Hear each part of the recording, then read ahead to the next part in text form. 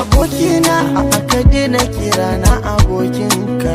Shi me yasa ai kai ne ka kai ni gurin da na gane na kake nufi. Abotar mu ba ta min rana ba, ni na so a ce ban san ka ba ma.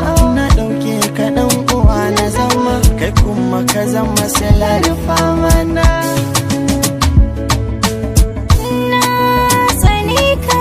Ki haƙuri, dan Allah ki haƙuri. Ni dole na barka. Baki tuna mana ke kika ce mini rike aiki na, sannan kika ce mini dan sanda shi ke gyaran barna.